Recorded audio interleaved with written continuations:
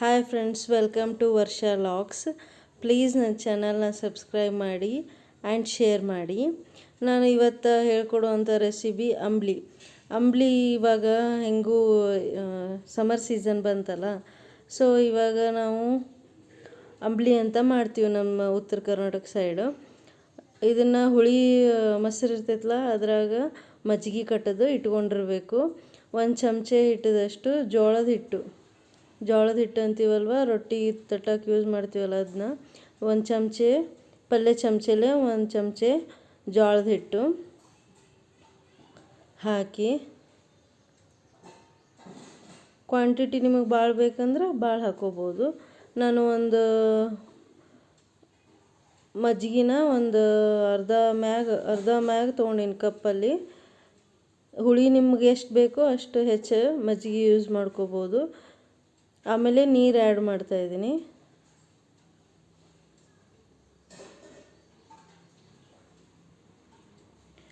ಈಗ ಕಟಿಬೋದು, ಕಡ್ಗೋಲೆ ಕಟಿಬೋದು. ನಂದು ಬೀಟರ್ ಇತ್ತು, ಸೊ ಹೀಗಾಗಿ ಬೀಟರಿಂದ ಬೀಟ್ ಮಾಡತ್ತೀನಿ.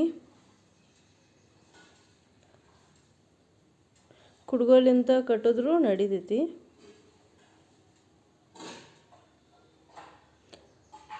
ಏನೂ ಹಿಂಗೆ ಗಂಟು ಬರಬಾರ್ದು, ಚೆಂದಾಗ ಬೀಟ್ ಆಗ್ಬೇಕು. ಅದೆಲ್ಲನೂ ಚೆಂದಾಗ ಕಟ್ಕೋಬೇಕು.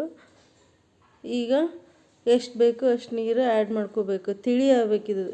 ನಾವು ಮಜ್ಜಿಗೆ ಹೆಂಗೆ ಕುಡಿತೀವಲ್ಲ, ಅದಕ್ಕಿಂತ ಸ್ವಲ್ಪ ದಪ್ಪ ಕ್ವಾಂಟಿಟಿಯಲ್ಲಿ ಬರಬೇಕದು. ಈಗ ಗ್ಯಾಸ್ ಮೇಲೆ ಇಟ್ಟಿದ್ದೀನಿ, ಮೀಡಿಯಮ್ ಫ್ಲೇಮಲ್ಲಿ.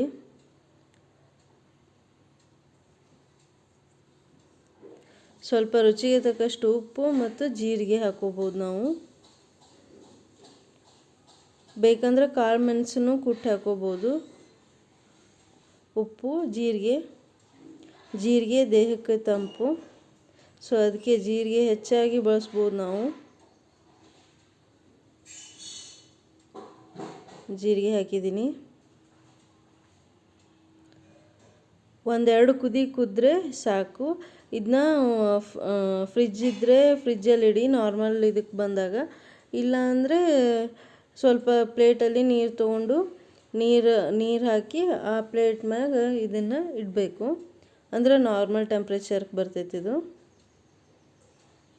ಆಮೇಲೆ ಕುಡಿಯೋದು ಅಂದರೆ ಇವಾಗ ಸಮ್ಮರ್ ಸೀಸನ್ ಐತಲ್ಲ, ಸೊ ಲಿಕ್ವಿಡ್ ಹೆಚ್ಚಾಗಿ ಕುಡಿಬೇಕು ನಾವು. ಈ ಸೂಪ್ ಆ ಟೈಪ್ ಕುಡಿಯೋದು ಇದೊಂದು ಟೈಪ್ ಹೊಸ ರೆಸಿಪಿ.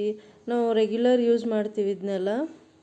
ನನಗೆ ಅಲ್ಲ ಬೆಳ್ಳುಳ್ಳಿ ಪೇಸ್ಟ್ ಇಷ್ಟ ಅದು, ಸೊ ಇದು ಎಡಿಷ್ನಲ್ ಹಾಕತ್ತೀನಿ. ನಿಮಗೆ ಇಷ್ಟ ಇದ್ದರೆ ಹಾಕೋಬೋದು, ಇಲ್ಲ ಅಂದರೆ ಸ್ಕಿಪ್ ಮಾಡ್ಕೋಬೋದು. ಹುಳಿ ಮಜ್ಜಿಗೆಯಾಗ ಭಾರಿ ಆಗುತ್ತೆ ರೀ ಅಂಬ್ಲಿ. ನೀವು ಟ್ರೈ ಮಾಡಿ ನೋಡಿ ಮನೆಯಲ್ಲಿ. ಮಕ್ಕಳು ಅದೆಲ್ಲ ಮಕ್ಕಳಿಗೂ ಕೊಡ್ಬೋದು. ಇದೇನು ಮಕ್ಕಳಿಗೆ ಕೊಡಬಾರ್ದು, ದೊಡ್ಡವರಷ್ಟೇ ಕುಡಿಬೇಕು ಅಂತ ಹಿಂಗಿಲ್ಲ, ಎಲ್ಲರೂ ಕುಡಿಬೋದು ಇದನ್ನ. ಎಸ್ಪೆಷಲಿ ಸ್ವಲ್ಪ ಶುಗರ್ ಪೇಷಂಟ್ ಇರ್ತಾರಲ್ಲ, ಅವರಿಗೆ ತುಂಬಾ ಹೆಲ್ಪ್ ಆಗ್ತೈತಿ. ನೀವು ಮಾಡಿ ನೋಡಿ. ಪ್ಲೀಸ್ ನನ್ನ ಚಾನಲ್ನ ಸಬ್ಸ್ಕ್ರೈಬ್ ಮಾಡಿ, ಲೈಕ್ ಮಾಡಿ. Thank you.